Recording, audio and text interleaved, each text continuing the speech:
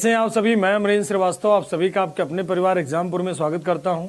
हम हैं एग्जामपुर कलम से क्रांति। किससे क्रांति बच्चों? तो कलम से क्रांति। सभी को जय हिंद, सभी को राधे राधे।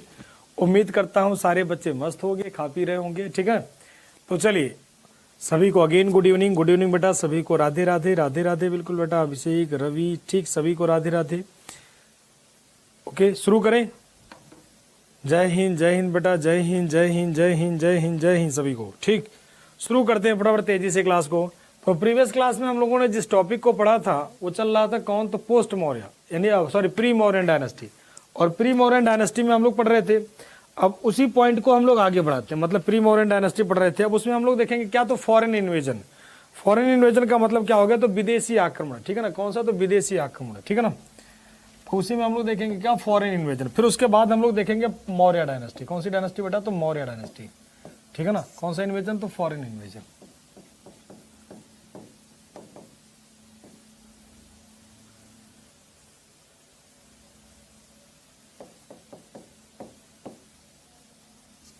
फॉरेन इन्वेजन यानी क्या? तो विदेशी आक्रमण। विदेशी आक्रमण। अब विदेशी आक्रमण की अगर बात करोगे तो विदेशी आक्रमण इस समय सबसे पहले अगर बात करोगे तो सबसे पहले विदेशी आक्रमण कहाँ का? तो ईरान का होता है। कहाँ पर? तो ईरान का। कहाँ का? तो ईरान का। यानी क्या? तो ईरानियन अटैक।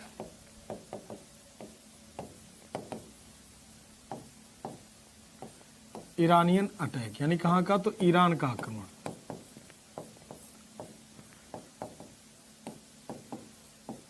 ईरान का आक्रमण। ठीक है ना, तो पहले विदेशी आक्रमण की अगर बात करोगे तो कौन सा अटैक होगा? Iranian attack. और ईरान का राजा कौन था? तो डेरियस। डेरियस का नाम सभी ने सुना होगा।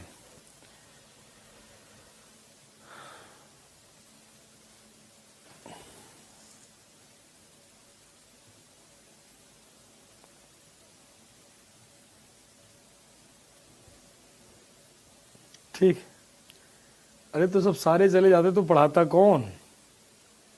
सारे ऋषिकेश ही चले जाते तो पढ़ाता कौन बेटा? तो आप लोगों का क्लास भी तो जरूरी है। ठीक है ना, क्लास भी जरूरी होता है। बाकी घूमना टहलना तो चलता रहता है, ये तो आम चीज़ है बेटा। ये सब तो बेसिक चीज़ें हैं। ठीक, ये सब तो घूमते रहेंगे हम लोग।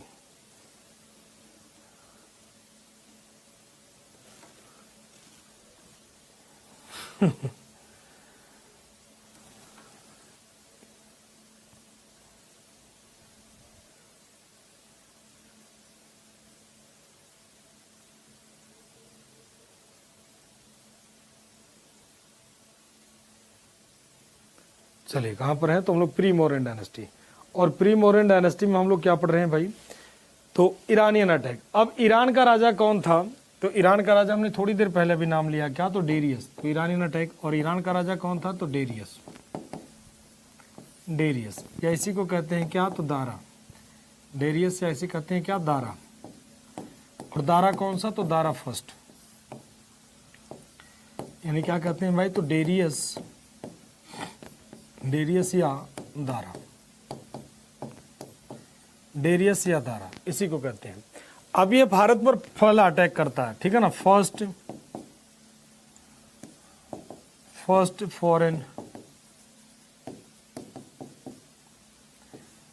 Foreign attack on India.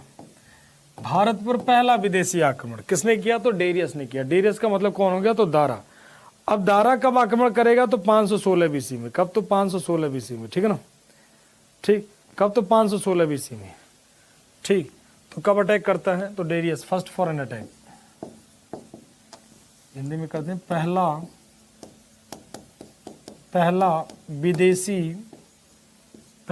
विदेशी आक्रमण। तो पहला विदेशी आक्रमण कहाँ के लोग करते हैं बेटा? तो ईरान के लोग। और ईरान का राजा कौन था? तो डेरियस। इसे कहते हैं क्या? तो दारा। अब दारा कौन था? तो दारा प्रथम। दारा फर्स्ट यहाँ पर लिखा है, तो दारा प्रथम यहाँ पर करते, दारा फर्स्ट, दारा प्रथम। ठीक है ना, पहला। तो पहला विदेशी आक्रमण। ठीक है ना, तो एक पॉइंट बना के लिखते हैं, अटैक कब करता है? तो 516 बीसी में। 516 बीसी में। ठीक है ना, और 516 में, यानी आक्रमण कब होता है तो 516 बीसी में। आक्रमण कब होता है तो 516 क्या बीसी में, ठीक है ना। 516 बीसी में कौन अटैक करता है तो डेरियस। अब और बात कर ले अगर हम उस समय अगर बात कर लें, उस समय 516 बीसी की अगर बात करोगे तो उस समय राजा कौन होगा, तो उस समय राजा था कौन, तो उस समय मगध का राजा कौन था, तो मगध का राजा था कौन, बिंबिसार। लेकिन बिंबिसार से कोई लेना देना नहीं था, ठीक है ना। अब इसके बाद अगर हम बात कर लें कि भाई डेरियस कौन था, तो ये था। इसके पहले अगर बात कर लें तो इसके पहले जो भी आक्रमण था, इसके पहले ऐसा नहीं कि इन्होंने एफर्ट नहीं लगा, बिल्कुल लगा। इसके पहले भी ईरान वाले अटैक करते, जैसे साइरस हो गया, ठीक, तो साइरस का भी अटैक होता, बट वो सक्सेसफुल नहीं हो पाता, वो पावरफुल मतलब सफल नहीं माना। तो पहला सफल आक्रमण किसका माना जाता है तो डेरियस फर्स्ट का, ठीक है ना। तो इसीलिए इसे पहला विदेशी आक्रमण। तो जो असफल होता है, वैसे भी कहते हैं ना, अगर आप एग्जाम में फेल कर गए हो तो आपकी गिनती नहीं होती है। कहने का मतलब लोग ज्यादा नहीं पूछेंगे, फेल है छोड़ो ना यार, कौन बात कर रहा है। जो पास होता है उसे कहते हैं हाँ बंदा ठीक है, ये बंदा बहुत मेहनत करता है। आप कितने अच्छे पढ़ने में वो मैटर नहीं करता है, ठीक है ना। मैटर करता है कि आप कौन उस समय क्या कर रहे थे, मतलब आप सफल हो कि नहीं, वो मैटर करता है। अब यहां पर अगर बात करोगे एट दैट टाइम, मतलब इंडिया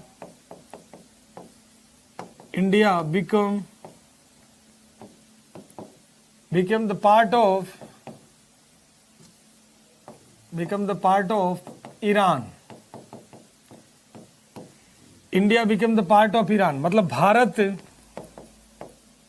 भारत ईरान का भाग बना,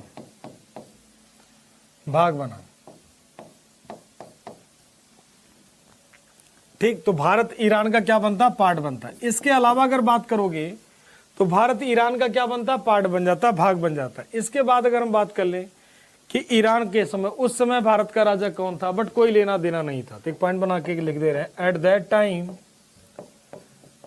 time the king of Magadh was at that time the king of Magadh was, Magadh का राजा उस समय कौन था तो बिंबिसारा। मतलब उस समय अगर बोला जाए कि मगध का राजा कौन था, तो उस समय मगध का राजा था कौन तो बिंबिसार। उस समय मगध का राजा बिंबिसार था।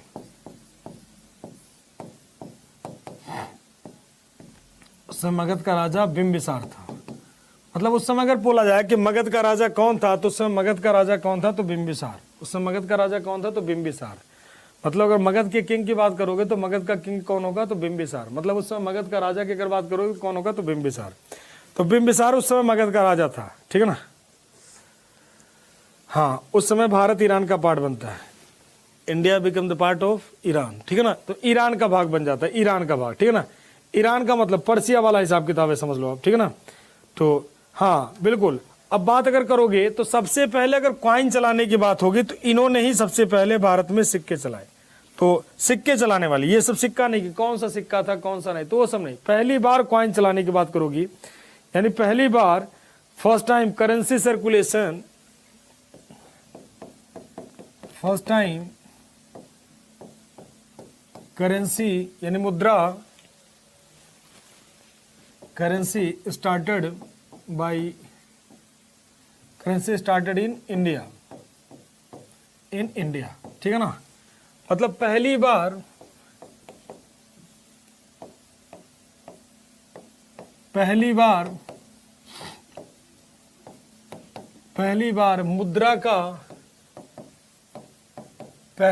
मुद्रा का प्रचलन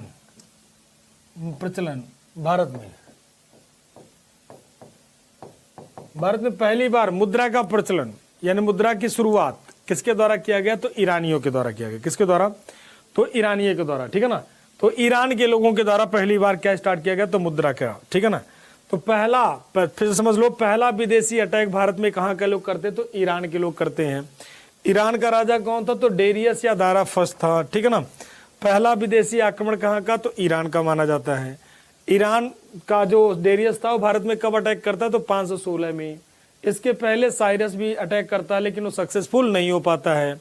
इंडिया ईरान का क्या बनता तो पार्ट बनता। ठीक, उस समय मगध का राजा कौन था तो मगध का राजा कौन था तो बिंबिसार।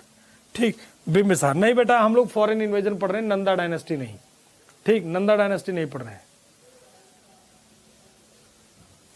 ठीक, उस समय कौन सी करेंसी का प्रचलन था तो उस समय जो है करेंसी प्रचलन का स्टार्टिंग किसने करवाई तो ईरान वालों ने करवाई थी। ठीक, अब आते हैं भाई यूनानी अटैक। ये तो हो गया भाई ईरानियन अटैक। इसके बाद आते हैं कौन सा तो मैसेडोनियन अटैक। मतलब मेन जो पर्सन आपको पढ़ना है वो यही है। और इसके बाद हम लोग पढ़ेंगे सिकंदर, यानी कौन सा तो मैसेडोनिया। मैसेडोनिया, मैसेडोनियन अटैक, या इसी को कहते हैं क्या तो ग्रीक अटैक।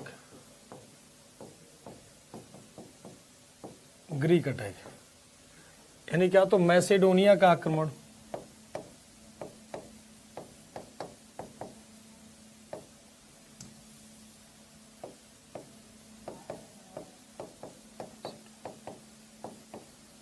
मैसेडोनिया या यूनान का आक्रमण।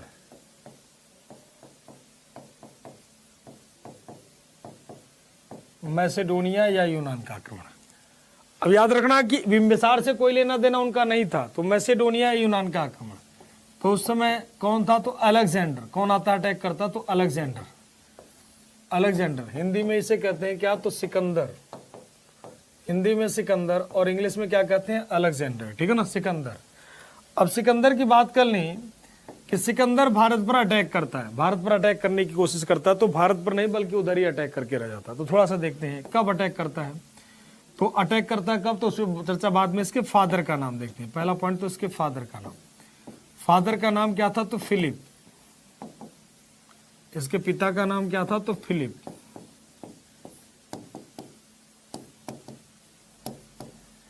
पिता का नाम क्या था तो फिलिप। और इसके माता का नाम क्या था भाई,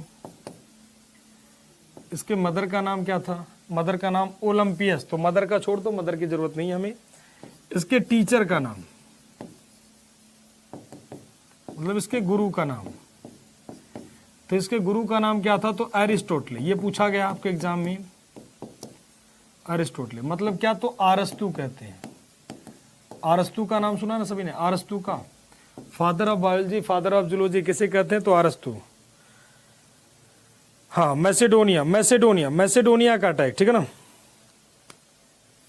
तो मैसेडोनिया का आक्रमण। अरे तुम लोग अपनी पढ़ाई में ध्यान दो। कौन टीचर पिकनिक जा रहा है, कहाँ जा रहा है, उससे क्या मतलब है यार। तुम लोग अपनी पढ़ने में मस्त रहा करो। कौन टीचर पिकनिक पे जा रहा है, क्या करोगे उन टीचर को बताओ। पिकनिक पे जा रहे हैं, कहाँ जा रहे हैं, आपकी जो क्लास चल रही है उसको पढ़ो। ठीक, चलिए फटाफट तेजी से एक आंसर दीजिए, तेजी से आंसर दीजिए कि जो है रंगपुर, रंगपुर कहां पर है। रंगपुर कहां पर है और दूसरा बताना है आपको कालीबंगा कहां पर है। रंगपुर कहां पर है और कालीबंगा कहां है।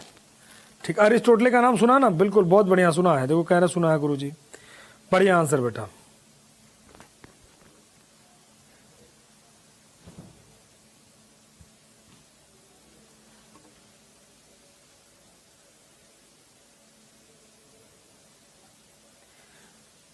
ये कैसे नॉलेज लिखते हो, नॉलेज, नॉलेज को क्या कहते हैं कि NOWLE। अब उसको छोड़ दो यार, BUT, बट PUT पुट, तो वही में अंतर, तो ऐसे नाम हो जाता है और कुछ नहीं होता, अंतर हो जाता है। तो इंग्लिश हिंदी में अंतर हो जाता है। ठीक है ना, चलो अगले क्वेश्चन की तरफ। तो इसके फादर का नाम फिलिप, टीचर का नाम क्या होगा अरिस्टोटल। अगले पॉइंट पे आते हैं भाई, बैटल ऑफ झेलम कौन था तो बैटल ऑफ, यहां से शुरू करते हैं, battle of Jhelum.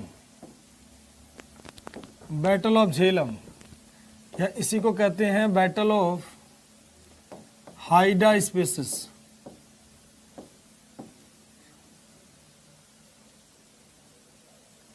Battle of Jhelum या बैटल ऑफ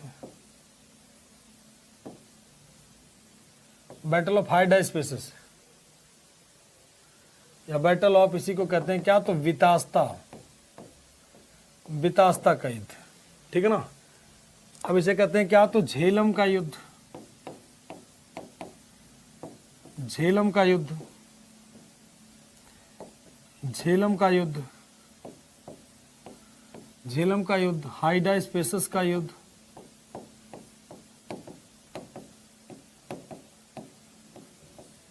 हाइडास्पेसस का युद्ध, या इसे कहते हैं क्या, तो वितास्ता का युद्ध,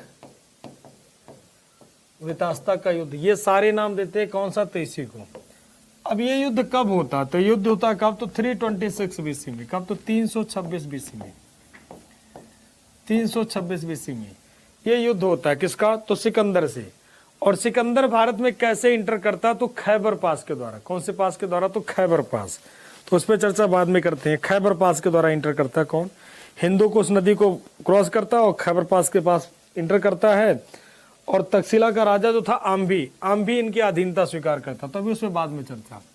बैटल ऑफ झेलम या वितास्ता 326 बीसी में किसके किसके बीच, तो पोरस वर्सेस कौन, तो अलेक्जेंडर।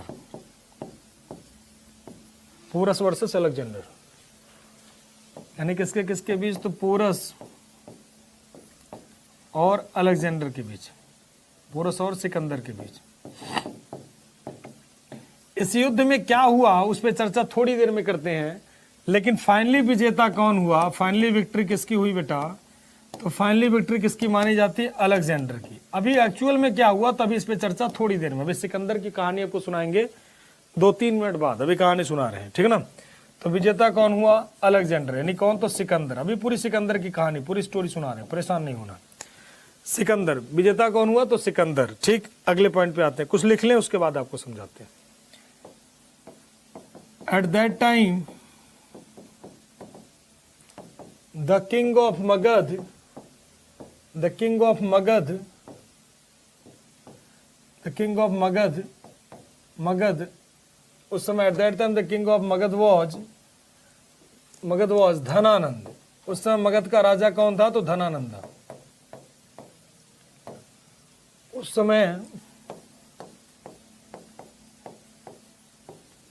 समय मगध का राजा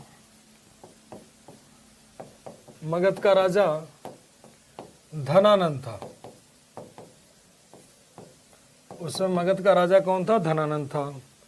10 पॉइंट पे, at that time the king of Takshashila was Ambhi Kumar.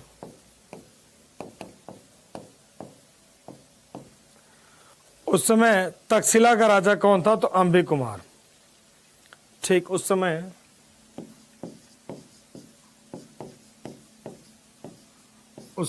Takshashila का राजा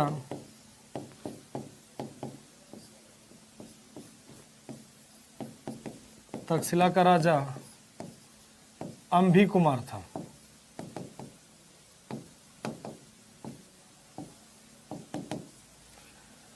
तो उस समय at that time the king of Takshashila was Ambhi Kumar. कौन था, तो अम्भी कुमार। राजस्थान राजस्थान राजस्थान राजस्थान, बहुत बढ़िया।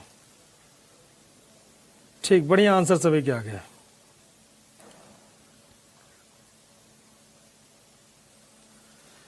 चलिए एक और क्वेश्चन फटाफट तेजी से बताएं, तेजी से आंसर बताएं। हड़प्पा की खोज किसने की थी, हड़प्पा की खोज किसने की थी, तेजी से आंसर करके बताएं। हड़प्पा की खोज किसने की थी,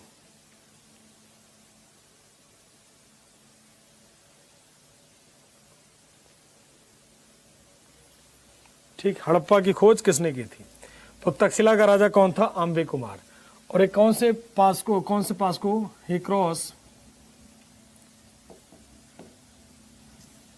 ठीक है ना।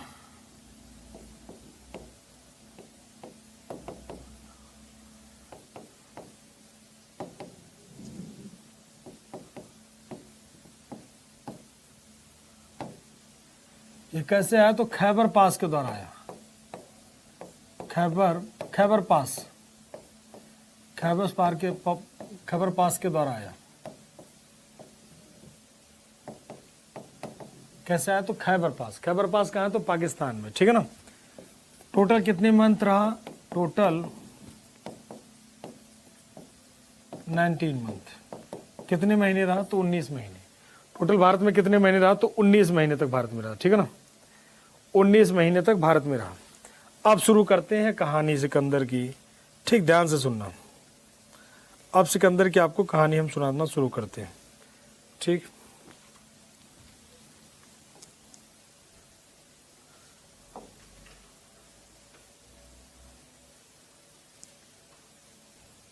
चलो ये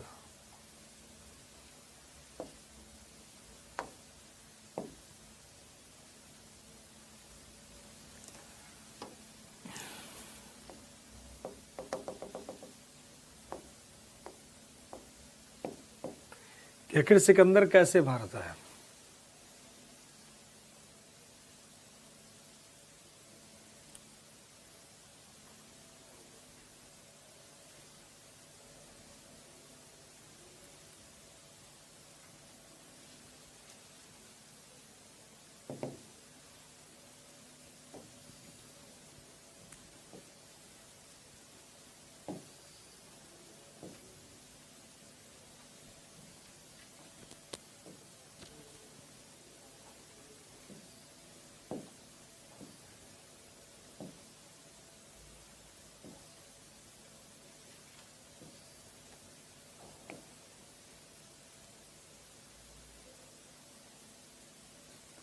ठीक, अब यहाँ पर थोड़े थोड़े जगह आपको दिख रहे होंगे, हल्का हल्का आई थिंक सो दिख रहे होंगे, नहीं दिख रहे होंगे कोई बात नहीं, कुछ नहीं कर सकते हैं, बट दिख रहा होगा, उम्मीद करता हूँ दिख रहा होगा सभी। ठीक, चलो अब कहानी सुनो ध्यान से। इसमें दो तीन चीज आइडेंटिफाई कर लो। भारत हम लोगों का आइडेंटिफाई कर लो, भारत दिख रहा होगा, इंडिया हम लोगों का सभी को दिख रहा है कि नहीं, तो एक भारत हम लोगों का, ये हो गया हम लोगों का प्यारा इंडिया, ध्यान से सुनना, ये हो गया हम लोगों का प्यारा इंडिया। अब कहानी आपको सुनाने वाले हैं सिकंदर की। ये हो गया इंडिया, इंडिया के जस्ट बगल में देखोगे तो क्या होगा, तो पाकिस्तान। चलो और जूम कर लें थोड़ा सा,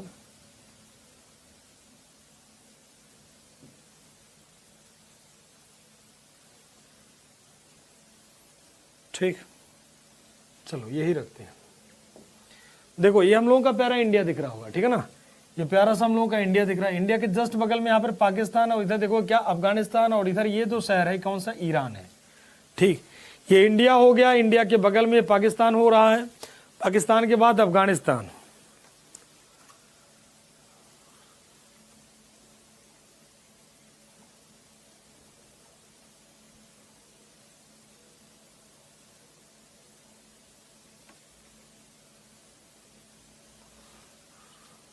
ठीक, अब केवल केवल केवल केवल कहानी पर ध्यान देना, केवल केवल कहानी पर फोकस करो, और हाँ अपनी अपनी कहानी, सिर्फ कहानी पे फोकस करो। देखो ये इंडिया हो गया, इंडिया के बगल में पाकिस्तान, अफगानिस्तान, यहाँ हो गया ईरान, ये हो गया टर्की, सीरिया, इधर हो गया ये सब, ठीक है ना, यहाँ पर हो गया, और ये छोटा सा प्लेस है कौन सा, तो ग्रीक, ये हो गया छोटा सा प्लेस ग्रीक। अब ध्यान से सुनना, पहले क्या होता था, सिकंदर के पहले अगर बात करोगे तो यहाँ का एक राजा थे जिनका नाम था फिलिप।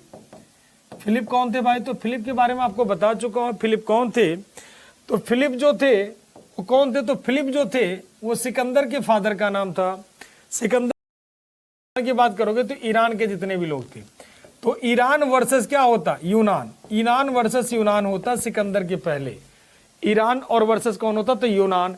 ईरान और यूनान में जब भी युद्ध होता हमेशा विजेता हो जाता बेटा कौन, तो ईरान, ठीक है ना, और यूनान युद्ध हार जाता। छोटी सी एज में अलेक्जेंडर गद्दी पर बैठा, थोड़ी सी उम्र में अलेक्जेंडर क्या हुआ, गद्दी पर बैठा। जब गद्दी पर बैठता, सिकंदर गद्दी पर बैठा, तो सिकंदर के सामने सिकंदर ने छोटी सी सेना लेकर, लगभग 50,000 की आर्मी, ऐसे मान लो कि 50,000 की आर्मी, सिर्फ 50,000 की सेना के साथ ईरान के लगभग 2 लाख सैनिकों को, लगभग माना जाता 2 लाख सैनिकों को हरा दिया। कौन, तो सिकंदर। लगभग 2 लाख सैनिकों को क्या कर देता, सिकंदर हरा देता है। अब जब सिकंदर हरा दिया, हराने के बाद अब सिकंदर ने कहा कि अब मैं, सिकंदर के पास सिर्फ 50,000 सेना थी और उसने लगभग 2 लाख सैनिकों को हराया। उसने कहा कि अब मैं पूरे भारत को, पूरे विश्व को जीतूंगा, और विश्व जीतने के लास्ट में जो होगा मेरा अभियान, वो कौन होगा, तो इंडिया होगा। अब ये इधर से आगे बढ़ने लगा, मतलब इधर सेक्टर से क्या होने लगा, धीरे धीरे आगे बढ़ने लगा, ठीक है ना, ठीक, तो इधर से धीरे धीरे आगे बढ़ने लगा, मतलब इधर से धीरे धीरे आगे बढ़ने लगा। मतलब ईरान को जब हरा दिया, ईरान को हराने के बाद अब उसने कहा मैं धीरे धीरे करके पूरा विश्व जीतूंगा। फिर इधर जीता, इधर जीता, इधर जीता, पूरा सेक्टर सिकंदर के कब्जे में आ चुका था। ये पूरा यूनान का कब्जा हो चुका था। जैसे उसने ईरान को हराया, पूरा यूनान में खबर फैल गई कि एक जो है सिकंदर नाम का व्यक्ति है, अलेक्जेंडर नाम का व्यक्ति है, जिसने ईरान जैसे शक्तिशाली साम्राज्य को हरा दिया। और ईरान का राजा उस समय कौन था, तो डेरियस थर्ड। जैसे खबर मिली हरा दिया, तुरंत सारे जितने भी यूनानी थे सब सिकंदर के साथ आकर मिलने लगे और धीरे धीरे करके अब ये इधर की तरफ बढ़ने लगा और ये पहुंच गया कहां पर, अफगानिस्तान के यहाँ पर, मतलब धीरे धीरे आने लगा यहाँ से अफगानिस्तान से। अब ये खबर पहुंचती कहां पर, इंडिया में, कि भाई कोई यूनानी जो सिकंदर है वो इंडिया की तरफ बढ़ रहा है। तो उस समय इंडिया में मगध का क्षेत्र था, मगध, और मगध का उस समय जो राजा था उसका नाम था धनानंद। मगध का जो राजा था उसका नाम क्या था, तो धनानंद, सभी को पता धनानंद का नाम, ठीक है ना। तो जो मगध का राजा था उसका नाम क्या था, धनानंद। धनानंद जो था धन के आनंद में डूबा हुआ था, कौन, धनानंद, ठीक है ना। उसे कोई फर्क नहीं पड़ रहा था कि उधर से सिकंदर आ रहा है, कौन आ रहा है, कोई फर्क नहीं पड़ रहा है, इधर से सिकंदर आ रहा है उसे कोई फर्क नहीं पड़ रहा था, ठीक। वो मदिरा पान में लीन हो रहा था, ठीक। अब चाणक्य की कहानी थोड़ी देर में। तो अब इसे अपनी दूसरी दुनिया में लीन था कि भाई करे तो करे क्या।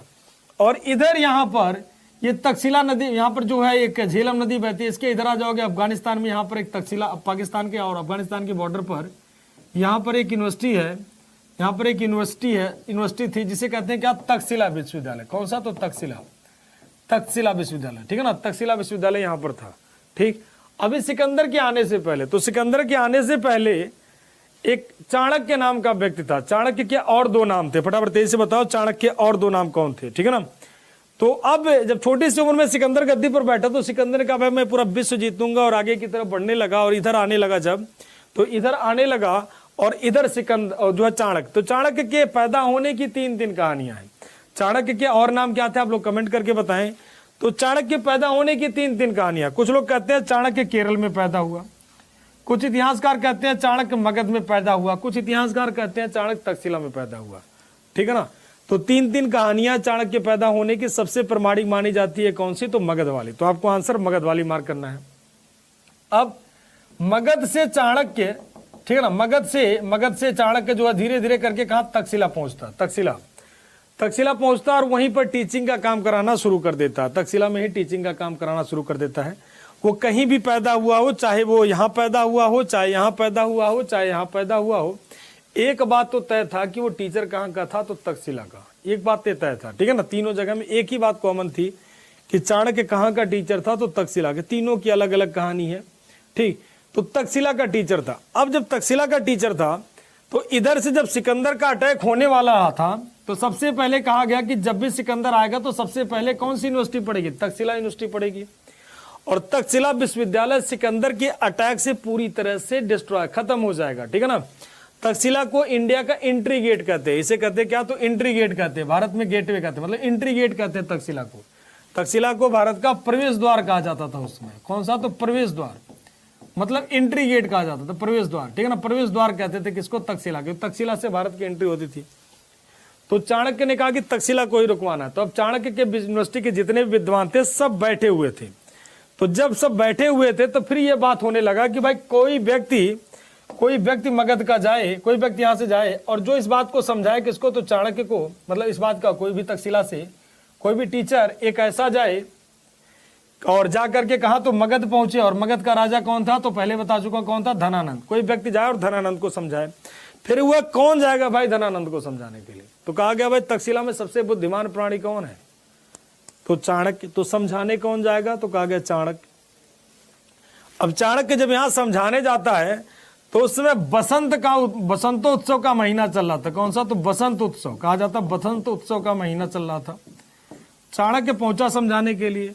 जब समझाने के लिए पहुंचता है चाणक्य तो कहता है, मतलब वहां पे दरबार लगा हुआ था धनानंद का, जब लगा हुआ था तो वहां पर पहुंचता है और कहता महाराजा मैं एक मैसेज लेकर आया हूं, कहां से, तक्षशिला से। जो मेरी बात को आप ध्यान से सुने। तो मतलब दरबार लगा हुआ था, चल रहा था, तो वो पहले मैसेज देता है कि भाई आप धनानंद जी को एक मैसेज दे दीजिए कि तक्षशिला से एक टीचर है जो आपसे मिलना चाहते हैं, ठीक है ना, वो आपसे मिलने के लिए उत्सुक है, एक बार उनसे मिल लीजिए। तो चाणक्य का मतलब मिलने के लिए उत्सुक है और आप मिल लीजिए। तो धनानंद कहता है कि ठीक है उसे भेजो, जो भी है, दरबार चल रहा था तो उसे भेजा गया। चाणक्य गया। चाणक्य कहता कि महाराज आप अपनी पूरी सेना यहाँ मगध से लेकर आ जाइए, कहाँ तक, तक्षशिला तक। क्यों, क्योंकि उधर से सिकंदर का अटैक होने वाला। इधर से किसका आक्रमण होने वाला, सिकंदर का। और सिकंदर अगर इंडिया में इंटर कर गया, उधर से किसका, तो सिकंदर का आक्रमण होने। अगर सिकंदर इंडिया में इंटर कर गया तो भारत में दुनिया भर की तबाही मच जाएगी। तो एक काम करिए, यहां से आप अपनी पूरी सेना लेकर के कहां जाइए, तक्षशिला जाइए और यहीं पर उसकी एंट्री रोक दीजिए, यहीं पर उसकी एंट्री रोक दीजिए।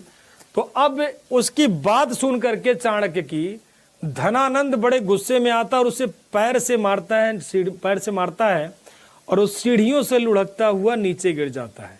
और फिर चाणक्य कहता है, मतलब चाणक्य से कहता है धनानंद कि इसे उठा करके दरबार से बाहर फेंको, इसके चुटिया पकड़, इसके बाल पकड़ के घसीटते हुए, मतलब चुटिया पकड़ घसीटते हुए महल से बाहर फेंको। तो जब उसे महल से बाहर फेंका जाता है, ठीक, महल से बाहर फेंका जाता है, तो चुटिया खोल के कसम खाता है कि जब तक एक साधारण व्यक्ति को मगध की गद्दी पर नहीं बिठा देता तब तक मैं चुटिया नहीं बांधूंगा। अब ये क्वेश्चन आता है कि भाई आखिर उसने ऐसा क्यों किया, जबकि चाणक्य सलाह सही दे रहा था। तो उसे इस बात का गुस्सा आया कि मुझे अब हर एक व्यक्ति सलाह देगा कि मुझे क्या करना चाहिए, क्या नहीं करना चाहिए, ठीक है ना। मतलब जैसे कभी कभी होता है ना कि हर एक व्यक्ति सलाह देता है कि बस सर, कभी कभी देखो बच्चे सलाह देते हैं कि सर ये कर लो, सर ये कर लो, चलो अच्छी सलाह हो तो कोई बात नहीं। कभी कभी तो ये समझाने लगते हैं गुरुजी ये ऐसा पढ़ा लो, ठीक है, मतलब कुछ बच्चों का उद्देश्य तो पॉजिटिव रहता है, तो उनका तो कोई बात नहीं। कुछ बच्चों का तो बड़ा माशाअल्लाह आंसर रहता है, ठीक है ना। कुछ बच्चे कभी कभी टीचर को खूब सलाह देने लगते हैं, तो सलाह देना बड़ी अच्छी बात है, लेकिन वो डिपेंड करता है टीचर कैसे है। कोई टीचर कहता है ठीक है हमें सलाह दोगे, हम कहेंगे हाँ ठीक है बेटा कोई दिक्कत नहीं। किसी वैसे टीचर को सलाह दोगे वो तुरंत तुम्हारे ऊपर बोल देगा कि तुम मुझे समझाएगा कैसे पढ़ाना है। कहने का मतलब वो डिपेंड करता है टीचर की नॉलेज। अब यहाँ पे मैसेज तो उसका अच्छा था चाणक्य का, लेकिन अब वो कहता मुझे अब एक शिक्षक भी सलाह देंगे कि मुझे क्या करना चाहिए क्या नहीं करना है, क्या मेरे पास सलाहकार नहीं है, ठीक है ना।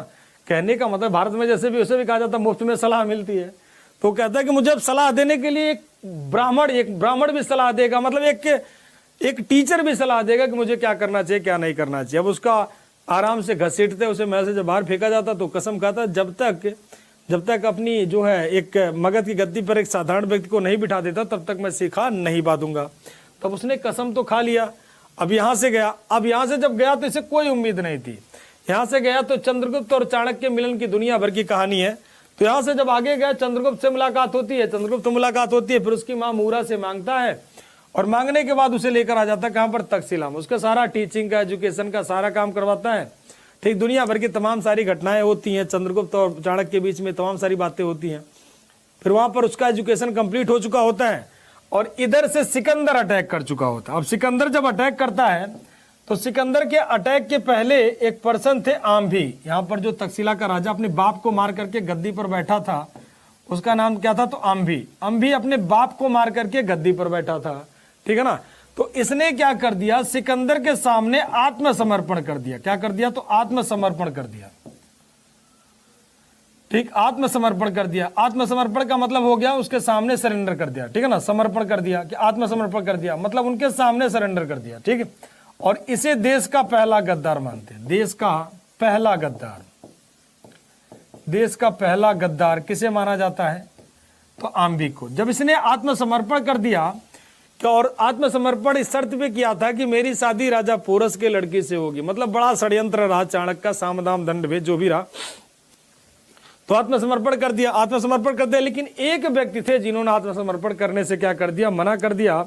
और जो व्यक्ति थे वो कौन थे, तो जो व्यक्ति थे जिन्होंने मना कर दिया था वो कौन था भाई, तो वो कोई और नहीं थे बल्कि कौन थे, तो वो कौन थे, राजा पोरस। राजा पोरस ने उनके सामने आत्मसमर्पण करने से क्या कर दिया, मना कर दिया। और जब आत्मसमर्पण करने से मना कर दिया राजा पोरस ने, तो एक युद्ध हुआ जिसे कहा गया बैटल ऑफ झेलम। झेलम का युद्ध हुआ और झेलम नदी के पास हुए, इसे कहते हैं झेलम का युद्ध। मतलब आगे जब सेना बढ़ी तक्षशिला के आगे तो यहाँ पर झेलम नदी थी, यहाँ पर झेलम नदी के पास एक युद्ध हुआ जिसे कहा गया बैटल ऑफ झेलम। झेलम को यूनानी लोग कहते हैं वितास्ता, यूनानी लोग उसी को कहते हैं क्या, वितास्ता, ठीक, उसे कहते हैं क्या, वितास्ता, अरे हाइडास्पेसस। और संस्कृत में उसे कहते हैं क्या, वितास्ता। मतलब अलग अलग शब्दों में अलग अलग लैंग्वेज है, ठीक। इसे संस्कृत में इसे कहते हैं यूनानी में क्या, तो यूनानी में कहते हैं हाइडास्पेसस, ठीक है ना। यूनानी में क्या कहते हैं, तो हाइडास्पेसस। और इसे संस्कृत में क्या कहते हैं, तो संस्कृत में कहते हैं क्या, तो वितास्ता, ठीक। तो इस तरह से तो झेलम का नाम पता है। तो युद्ध हुआ और इस युद्ध में पहली बार सिकंदर ने हाथियों के दर्शन किए, पहली बार। और ये युद्ध अभी तक नहीं क्लियर हुआ कि पोरस जीते कि सिकंदर जीते, ठीक है ना। तो कि पहली बार राजा सिकंदर को हाथियों के दर्शन हुए, और जब हाथियों के दर्शन थे तो सिकंदर जो था, पहली बार सिकंदर को हाथी के दर्शन हुए, और कहा जाता जो युद्ध हुआ था बड़ा ही खतरनाक था। अब राजा पोरस की सेना जो थी और सिकंदर की सेना थी, तो सिकंदर की सेना हाथियों से लड़ने की हैबिचुअल तो थी नहीं, और हाथी के सामने अगर घोड़े वगैरह हिंते लाओगे तो अपने आप नेचुरल रूप से डर के भाग जाएंगे। तो दोनों के बीच जब युद्ध हुआ तो राजा पोरस की सेना डट कर, कहा गया इन्होंने सिकंदर के एक एक सैनिकों को, मतलब कह लो कि एक सैनिकों ने दो दो तीन तीन सैनिकों को मारा होगा, ये कंडीशन रही होगी। अब जो भी हो, जो हमारे पास यूनानी सोर्स है उस सोर्स के हिसाब से विजेता कौन हुआ, तो सिकंदर। अब सिकंदर युद्ध जीत गया। तो जब सिकंदर युद्ध जीत गया, राजा पोरस युद्ध हार गए, तो इस युद्ध में जीतने के बाद भी राजा पोरस सिकंदर ने, जो यूनानी लेखक कहते हैं कि हमारा राजा जीता, चलो ठीक है आपका राजा जीत गया। आपका राजा जब जीत गया तो इसके पहले जितने भी यूनानी लोग थे सभी राजाओं को मार देते थे हराने, तो पोरस को क्यों नहीं मारा। तो उसके शर्त पे वो कहते हैं कि राजा पोरस को हराने के बाद में उन्हें सिकंदर अपना मित्र बना लिया। तमाम सारा लेखन में गोलमाल है, क्योंकि हम लोगों के पास अगर नालंदा विश्वविद्यालय पढ़ा हो बचा होता तो 100% से, और नालंदा विश्वविद्यालय आप सबको पता है कुतुबुद्दीन बख्तियार खिलजी ने जला दिया था, अगर वो जलाया नहीं होता तो 100% ये क्लियर होता कि एक्चुअल में क्या हुआ था। ठीक है ना, तो एक्चुअल में क्या हुआ था ये पूरा 100% से क्लियर हो जाता। अब जो भी हो, सिकंदर जीत गया। सिकंदर जीतने के बाद में राजा पोरस को उनके हिसाब से माना जाए तो अपना मित्र बना लिया। ठीक, अपना मित्र बना लिया, और यहां तो 19 महीने तक रहा। फिर कहा गया चाणक्य की सामदाम दंड भीत नीति के द्वारा मजबूर होकर के सिकंदर यहां से वापस गया। अब चाणक्य ने सामदाम दंड भेद नीति जब अपनाना शुरू कर दिया, लेकिन सिकंदर की सेना, झेलम जीतने के बाद सिकंदर की सेना जो थी, सिकंदर की सेना, एक नदी था जिसे ब्यास नदी कहते हैं। तो सिकंदर की सेना है, सिकंदर की सेना ने ब्यास नदी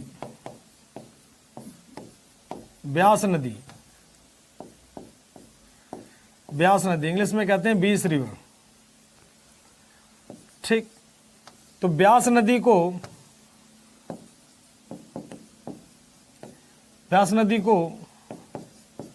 पार करने से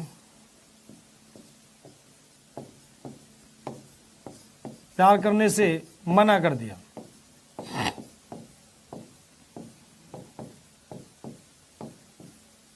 ब्यास नदी को पार करने से क्या कर दिया, तो मना कर दिया। ठीक है ना, तो सिकंदर की सेना ने पूरी तरह से रिफ्यूज कर दिया कि हम किसी भी हाल में ब्यास नदी को क्रॉस नहीं करेंगे।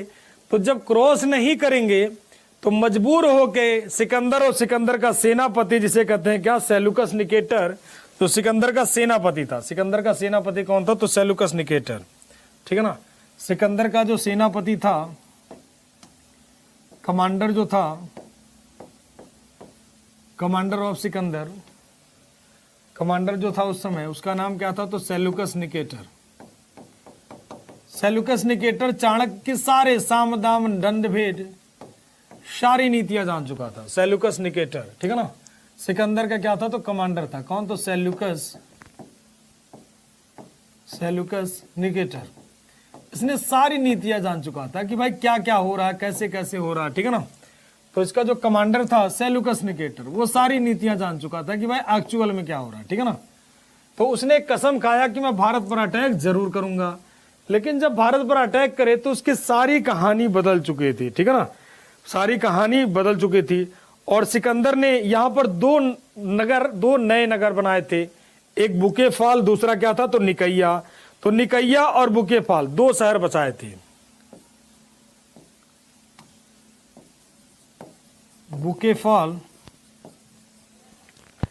बुकेफाल और निकैया दो थे।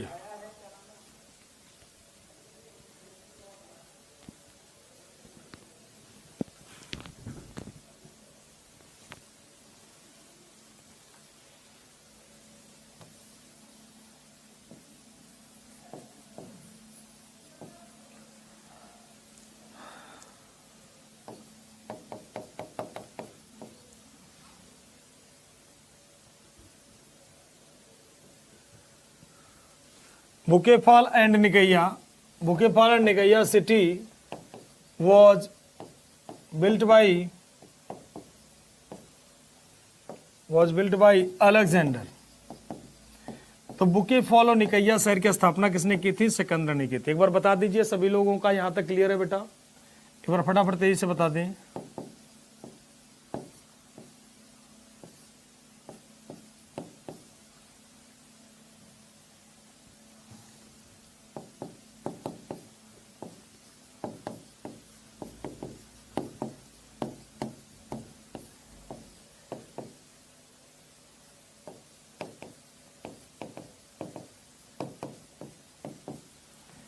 सभी का क्लियर है ना? एक बार बता दें बेटा।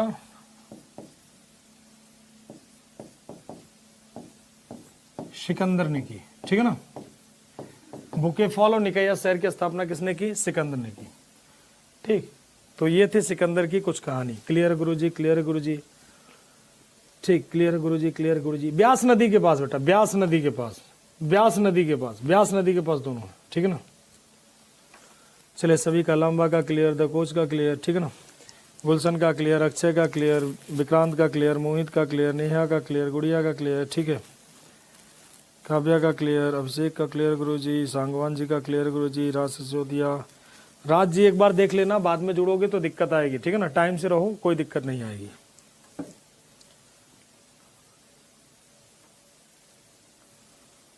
ठीक, किंग जी का क्लियर, वर्षा जी का क्लियर, ऋतु का क्लियर। हाँ, थोड़ा सा तो रहता है बेटा, कंफ्यूजन वाला टॉपिक इसलिए रहता है कि क्योंकि सिकंदर जीता कि जो है, मतलब सिकंदर जीता कि राजा पोरस जीते, या कभी आप जब आईएएस का इंटरव्यू वगैरह देने जाओगे तो वहां पर क्वेश्चन मार्क हमेशा रहता है।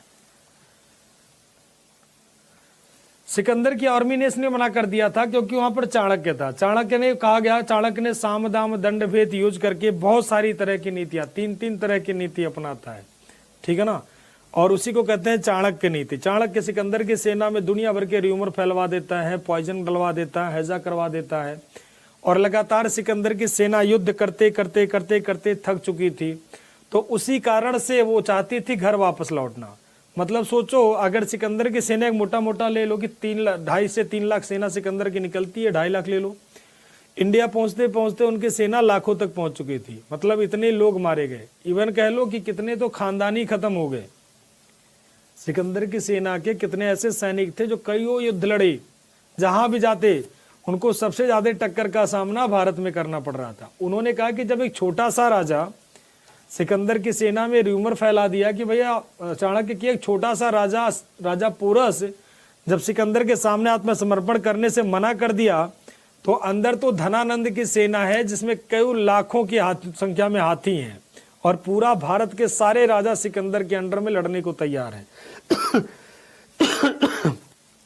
ठीक है ना। तो ये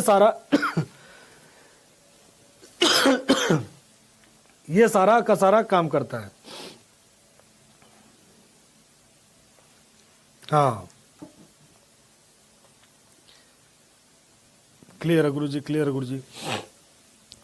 अच्छा, बुकेफॉल निकैया, देखो बुकेफॉल निकैया जो था, बुकेफॉल जो बाउकेफॉल है, बाउकेफला है, बाउकेफला जो है ना, ये उसके घोड़े का नाम है, इसके घोड़े का नाम है, तो घोड़े के नाम पे रखता है। पहला पॉइंट, बुकेफला घोड़े के नाम पे, और निकैया जो है जीत के उपलक्ष्य में, विक्ट्री के उपलक्ष्य में, जीत के उपलक्ष्य में, ठीक है ना।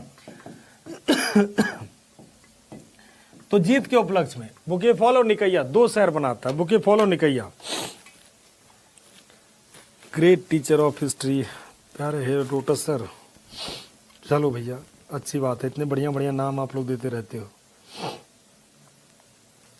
ठीक है।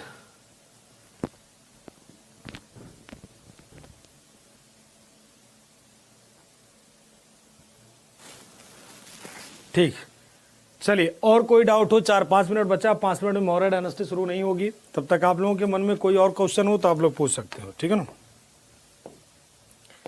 आपके मन में कोई भी सवाल हो तो 5 मिनट है आप लोगों के पास, आप लोग पूछ सकते हो। सवाल, क्वेश्चन आपके, आंसर हमारे।